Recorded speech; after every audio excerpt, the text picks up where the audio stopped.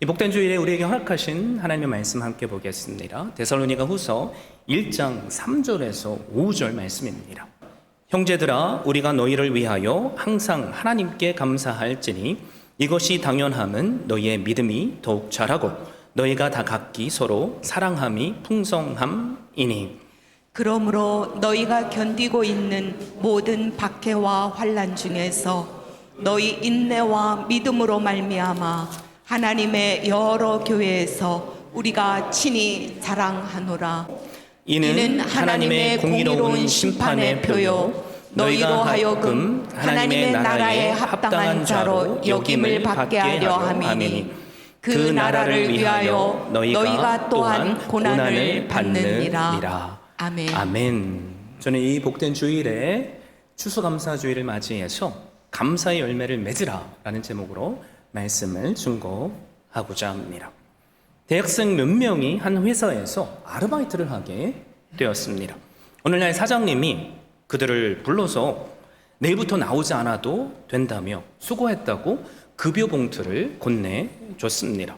학생들은 더 일하고 싶었기에 그만 나오라는 말에 기분이 상했습니다. 그래서 인사도 제대로 하지 않은 채 사장실을 나갔습니다. 그런데 그중 한 학생이 사장님께 고개를 깊숙이 숙여서 감사 인사를 했습니다. 사장님, 감사합니다. 그동안 제가 많은 것을 배웠습니다. 사회 경험을 또 할 수 있었고, 그런데 거기에 더해 봉투까지 주시니 감사합니다. 그리고 모두가 다 나가고 사장은 비서를 불러서 말했습니다. 그 인사성 밝은 학생에게 연락해서 내일부터 다시 나오라고 하세요. 그리고 졸업 후 본인이 원하면 정식 직원으로 채용하도록 하세요. 감사할 이유가 없어 보이는 상황에서도 감사하는 사람은 이렇게 은혜를 받게 됩니다. 오늘 우리가 함께 살펴볼 말씀에서도 불평할 이유가 더 많아 보이는 상황에서 감사의 열매를 맺는 한 사람이 등장합니다. 그가 누구입니까? 사도 바울입니다. 데살로니가 교회는 사도 바울이 2차 전도 여행 때 유럽에서 빌립보 교회에 이어서 두 번째로 세웠던 교회입니다. 여러분, 그런데 사도 바울이 데살로니가에서 사역한 기간은 3주밖에 안 돼요. 미처 복음 전파 사역을 활짝 펼쳐보기도 전에 그 지역에 사는 유대인들의 배척을 받고 그만 도시에서 쫓겨났기 때문입니다. 여러분, 그런데 하나님의 말씀에는 능력이 있죠. 그 짧은 기간 동안에 그곳에서 바울의 전도를 받고 유대인들과 헬라인들 일부가 예수님을 믿게 되었습니다. 바울이 데살로니가에서 쫓겨나자 유대인들은 헬라인들의 사회를 소욕해 한다는 이유로 데살로니가 교회를 심하게 핍박합니다. 뿐만 아니라 이단들이 교회 안에 들어와 교회를 소란케 했습니다. 그래서 교인들 가운데 일부가 예수님의 재림을 오해하게 되었고 예수님이 이제 곧 오실 거라고 믿고 생업을 포기하고 아무런 일도 하지 않는 사람들이 생겨났습니다. 뿐만 아니라 일부 몰지각한 교인들은 스스로 성령의 계시를 받았다고 주장하고 또 어떤 사람들은 내가 바울의 편지를 받았다는 거짓말을 하면서 교인들을 미혹했습니다. 이처럼 데살로니가 교회는 외부적인 핍박과 내부의 이단 사상으로 큰 어려움에 처해 있었습니다. 본문은 이때 바울이 그들에게 전한 편지의 내용입니다. 그런데 놀라운 것은 3절 말씀을 보면 사도 바울은 데살로니가 교회 때문에 항상 하나님께 감사한다고 고백합니다. 감사하지 못할 이유가 귀에 들리는데도 말이죠. 감사할 이유보다 감사하지 못한 이유가 많은 상황인데 사도 바울이 감사한 이유가 무엇입니까? 바로 데살로니가 교회의 믿음과 사랑 그리고 인내 때문입니다.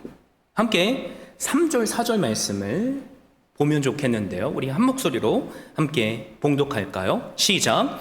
형제들아 우리가 너희를 위하여 항상 하나님께 감사할지니 이것이 당연함은 너희의 믿음이 더욱 자라고 너희가 다 각기 서로 사랑함이 풍성함이니 그러므로 너희가 견디고 있는 모든 박해와 환난 중에서 너희 인내와 믿음으로 말미암아 하나님의 여러 교회에서 우리가 친히 자랑하노라.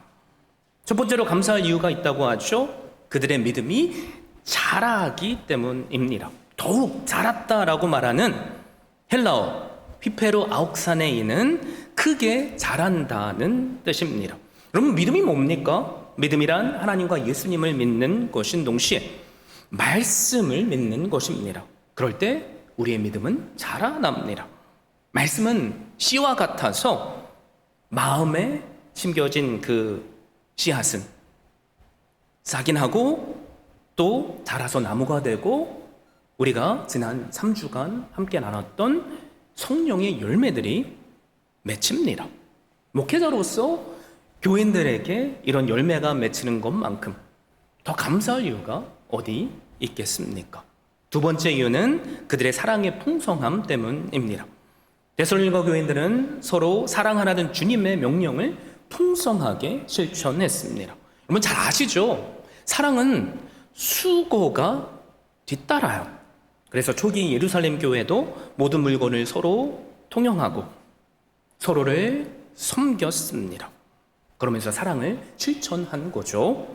이러한 사랑의 실천이 교회를 더욱 풍성하게 만들었고 사도 바울의 입술에 감사의 고백이 흘러나오게 했습니다. 마지막 세 번째로 사도 바울은 많은 핍박과 환난 속에서도 인내와 믿음을 가진 성도들 때문에 하나님께 감사하며 심지어는 자랑한다고 고백합니다.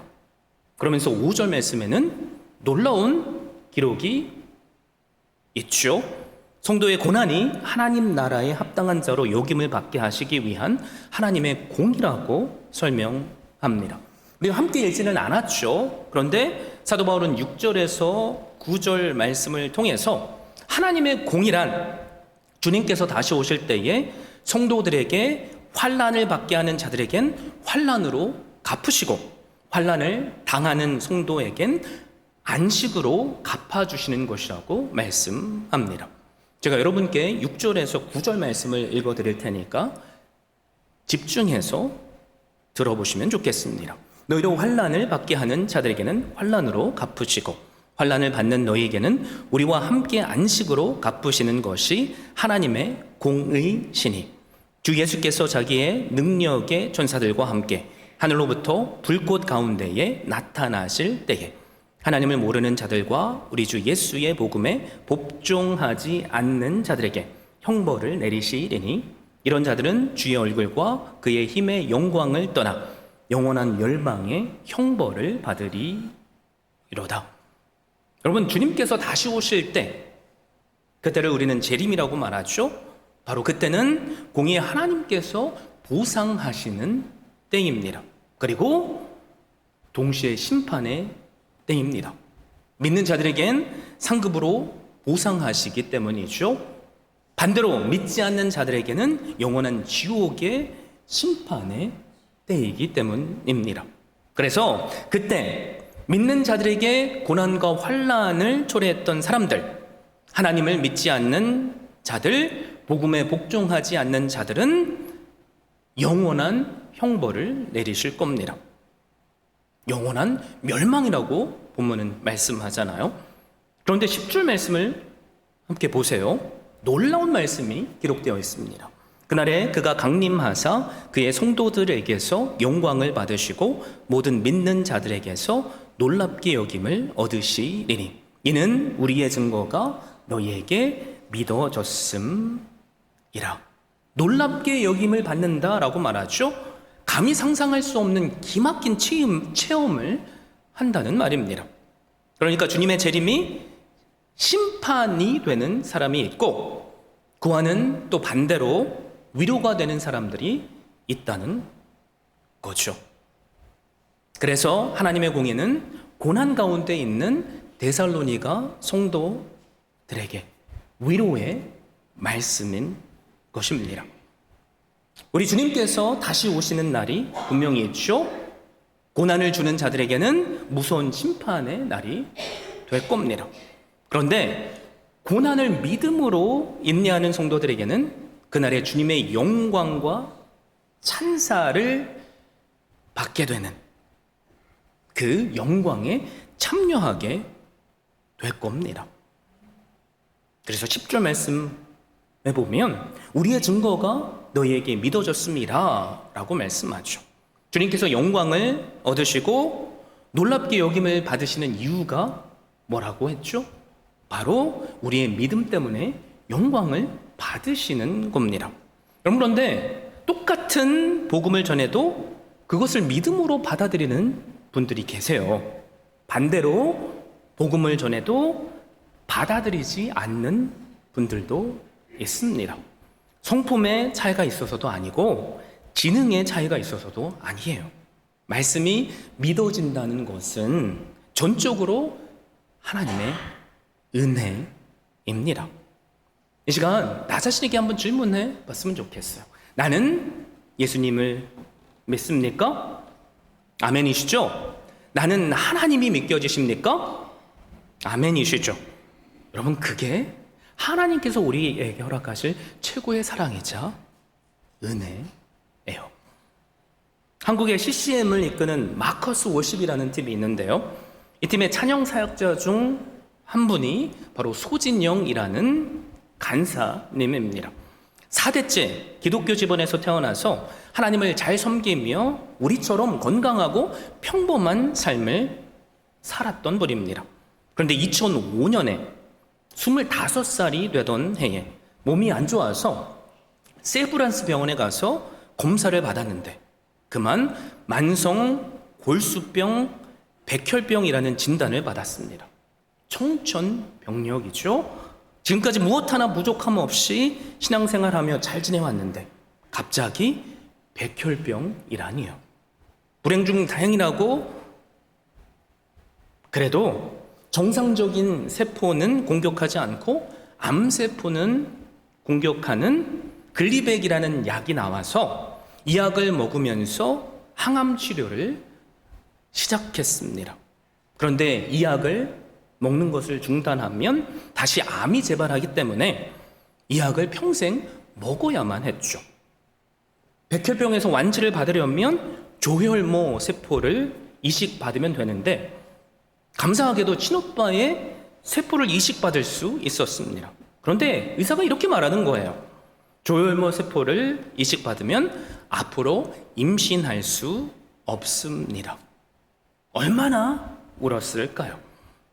그래서 이식받는 것을 포기하고 계속 약을 먹으면서 마커스 워십에서 열심히 주님을 찬양했습니다. 그러던 중 한 믿음의 형제를 만나서 2010년에 결혼을 했고 한 3년이 지났는데 마음속에 이런 소원이 계속 생기는 거예요. 아이를 갖고 싶은 소원이죠. 그런데 아이를 가지려면 약을 끊어야 돼요. 약을 끊으면 암이 재발하고 내가 죽을 수도 있기에 남편과 부모님과 의사를 설득하고 그 이후에 하나님께 저도 아이를 갖고 싶습니다 라고 간절히 구하며 매달렸습니다. 그런데 1년이 지나도 아이가 생기지 않는 거예요. 우리 가정에 아이를 안 주시나 하고 포기하고 싶을 때 모든 것을 다 내려놓고 하나님께 맡겼고 나는 할 수 없으니 하나님께서 행해 주십시오 라고 감사함으로 주님 앞에 나왔답니다. 여러분, 내가 포기할 때 하나님께서 역사하시죠. 주님께서 역사하기 시작하셨어요. 그리고 아이를 주셨습니다. 그래서 2015년에 건강한 딸을 출산했습니다. 아이를 가졌을 때 그 마음에 얼마나 큰 감동이 있었겠어요. 그래서 감사를 담아 작곡한 곡이 오직 예수뿐이래 라는 찬양입니다. 제가 노래를 잘 부르면 여러분께 불러드릴 텐데 그게 여러분께 은혜가 안 될 것 같아서 가사를 여러분께 소개해 드립니다. 은혜 아니면 살아갈 수가 없네. 호흡마저도 다 주의 것이니 세상 평안과 위로 내게 없어도 오직 예수뿐이네. 크신 계획 다 볼 수도 없고 작은 고난에 지쳐도 주께 묶인 나의 모든 삶 버티고 견디게 하시네. 은혜 아니면 살아갈 수가 없네. 나의 모든 것 다 주께 맡기니 참된 평안과 위로 내게 주신 주 오직 예수뿐이네.